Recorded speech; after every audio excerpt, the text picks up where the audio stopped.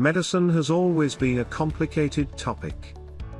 And the ravages of illness, disease, and pandemics haven't made it better for both the patient and the doctor. But, as you'll soon see, the origins of medicine has had a long link with politics and civilizations. Welcome to One Away. If you've wanted to know why there isn't one medicine for all, this video points out the complicated history of medicine. If we understand this fact, then we can understand that we may never get a handle on any sickness completely. Before that, please leave us a like if you find this video useful. And, subscribe to our channel if you want to get updated on our latest videos.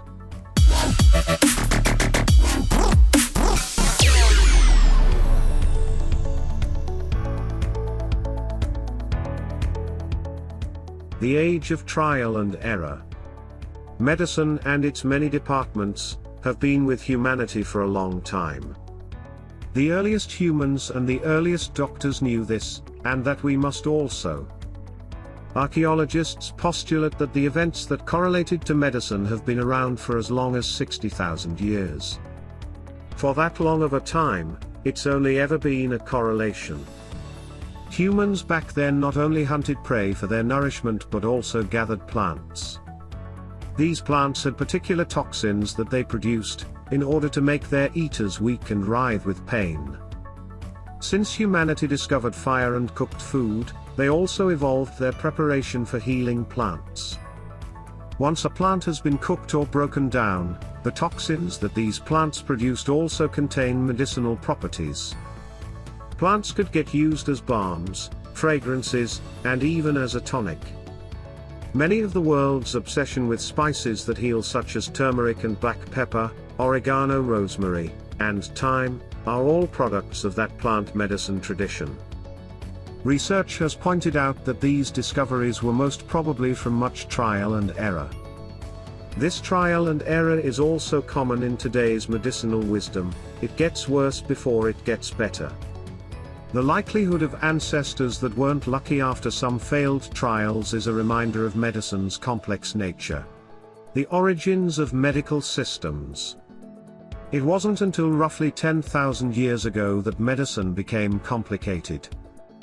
By then, medical systems had arrived, and many humans, civilizations were at an exchange of ideas.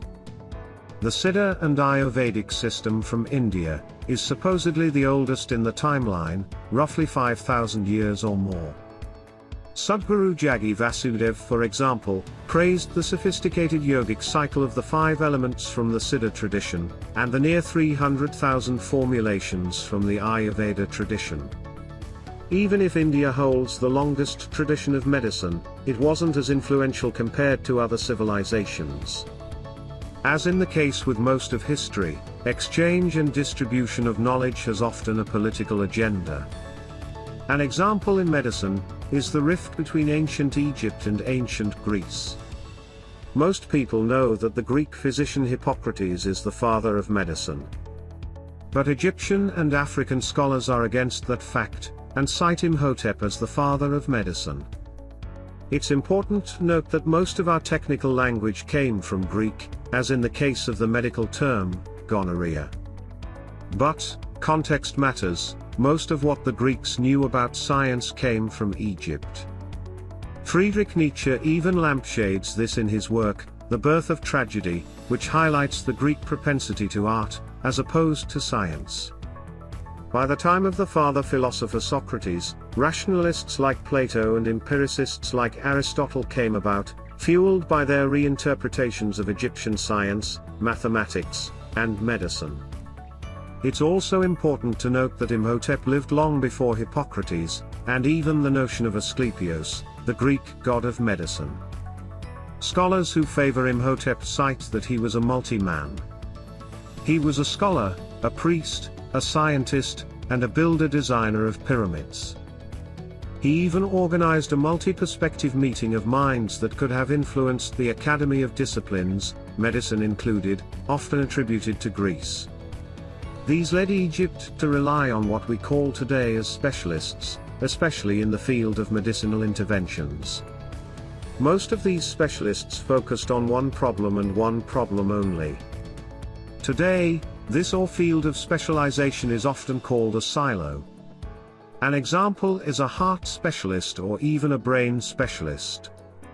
This specialization in medicine was important, but it couldn't resolve more complex, nuanced problems.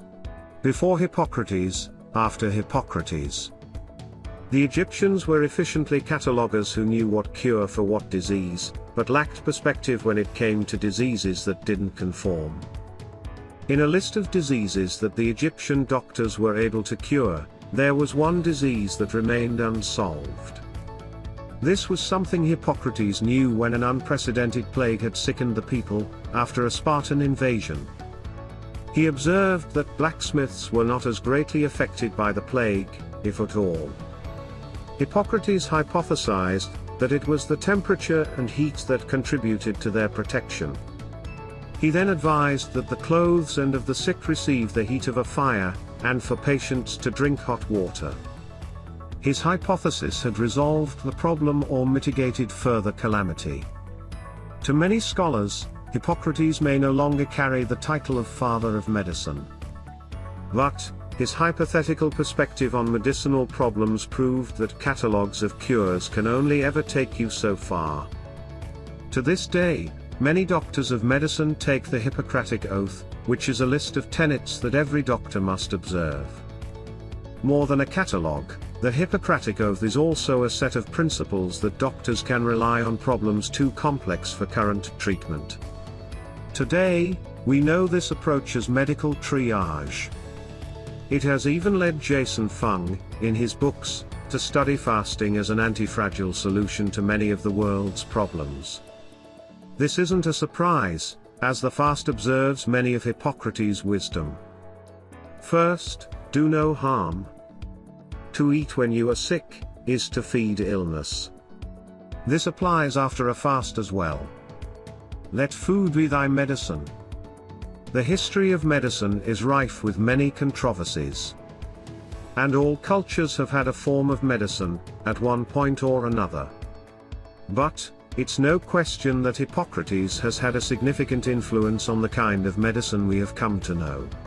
Who do you believe was the father or mother of medicine? Are you more concerned about whether a medicine works, than who discovered it first? Would you rather become your own doctor? And, if you're interested in that one disease that ancient Egypt couldn't solve, then please check out our video on Science Mysteries Unsolved.